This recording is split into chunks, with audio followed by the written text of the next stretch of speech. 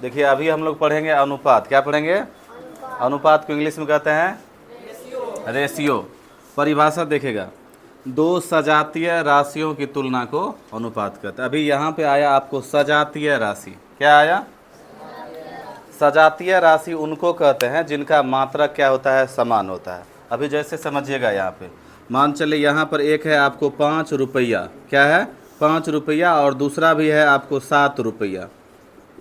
तो ये दोनों राशि जो है सजातीय कहलाता है। जबकि अभी मान चलो इधर है 5 रुपया और यहाँ मान चलो इधर है 5 किलोग्राम। तो बताइए दोनों अलग अलग मात्रक है कि नहीं है? ये आपको रुपया है और ये आपको कोई वजन है, तो दोनों जो है मात्रक सेम नहीं है, तो इसको विजातीय मात्रक कहते हैं। सजातीय राशियों की तुलना को अनुपात कहते हैं। अनुपात को इस तरह से दो बिंदु के द्वारा जो है दर्शाया जाता है। यहाँ पे चिन्ह है, और मान के चलिए आपके पास दो संख्या है m और n। यदि उसका अनुपात लिखना है तो क्या लिखना है? m अनुपात इस तरह से। ठीक है, m अनुपात n। कोई समस्या? अभी यहाँ पे देखिएगा, ये जो आपको m अनुपात n है, इसका मतलब m बटा n। ये जो m अनुपात n है, इसका मतलब m बटे n, या अगर पहले से m बटे n है तो इसको भी आप m अनुपात n लिख सकते हैं। देखिएगा अभी हम लोग पढ़ेंगे अनुपात के प्रकार। तो अनुपात के मुख्य रूप से दो प्रकार होते हैं। कितने प्रकार? दो प्रकार।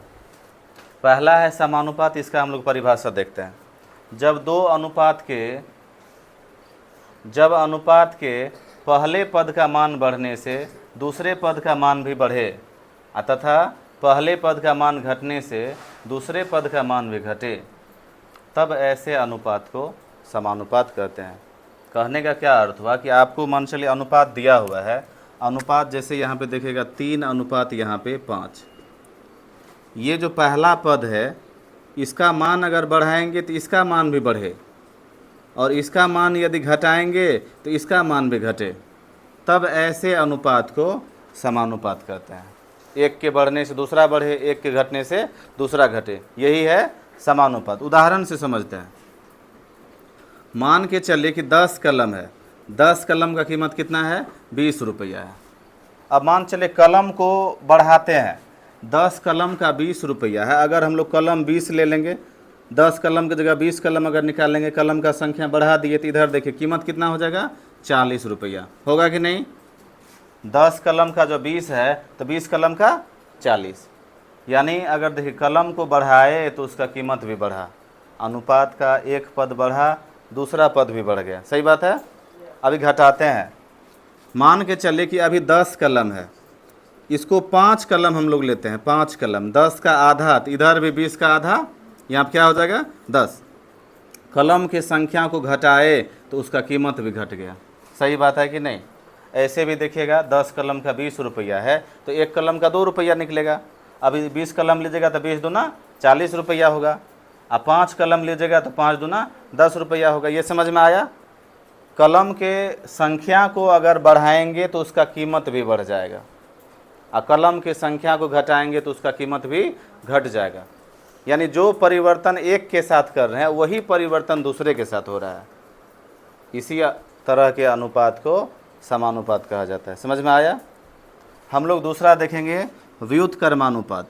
आप लोग बताओ, व्युत्क्रमानुपात बना है व्युत्क्रम से, और व्युत्क्रम का मतलब क्या होता है? उल्टा होता है। व्युत्क्रम मतलब उल्टा।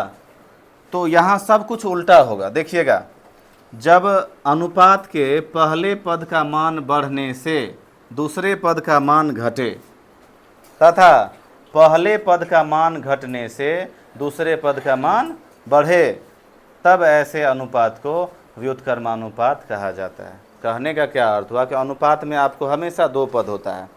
दो पद में से अगर एक का मान बढ़ाएंगे, जैसे यहाँ देखिए हम लोग ले रहे हैं 3 अनुपात 5। समझिएगा, अगर पहले अनुपात का मान हम लोग बढ़ाते हैं, प्लस करते हैं, तो दूसरा का मान माइनस हो जाता है, तथा यदि पहला को हम लोग माइनस करते हैं तो दूसरा वाला प्लस हो जाता है।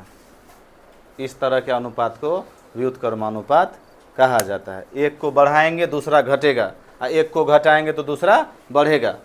इस बात को हम लोग उदाहरण से समझते हैं। आइए देखते हैं। यहाँ देखिए ले लिए हैं कि 5 मजदूर किसी काम को 15 दिन में करता है। ज़रा सोचेगा, 5 मजदूर है, एक काम को करता है 15 दिनों में। 5 मजदूर कितना दिन में? 15 दिन में। आप ही सोचिए कि जब 5 आदमी मिल के काम करता है तो उसको लगता है 15 दिन। समझ रहे हैं? अगर हम लोग मजदूर की संख्या को बढ़ा देंगे यानी 5 मजदूर के जगह पे हम लोग 20 मजदूर लगा देंगे, तो आप ही सोचो 15 दिन जो लगता था उससे कम लगेगा कि नहीं? अगर हम लोग यहाँ मजदूर 5 के जगह पे 20 कर दिए, 4 गुना कर दिए, तो यहाँ पे ये जो दिन 15 दिन लगता है घटेगा ना। यानी मजदूर को बढ़ाए तो दिन घट गया, समय घट गया। समस्या है? क्या समस्या है? दूसरा, मजदूर का संख्या जो 5 है इसको घटा करके 1 कर देते हैं। अभी आप ही सोचिए कि जब 5 मजदूर को 15 दिन लगता है तो एक ही आदमी जब काम करेगा तो उसको तो और ज़्यादा समय लगेगा। यहाँ देखिए, 1 मजदूर यानी ज़्यादा समय, यहाँ मजदूर घटा तो यहाँ पे दिन क्या होगा? ज़्यादा लगेगा। यानी हम लोग कह सकते हैं कि यदि मजदूर की संख्या को बढ़ाएंगे तो यहाँ पे समय कम लगेगा, और मजदूर की संख्या को घटाएंगे तो यहाँ पे समय ज़्यादा लगेगा। एक राशि को बढ़ाते हैं, दूसरा राशि घट जाता है। एक को जब घटाते हैं तो दूसरा बढ़ जाता है। इसी तरह के अनुपात को तो व्युत्क्रमानुपात कहा जाता है।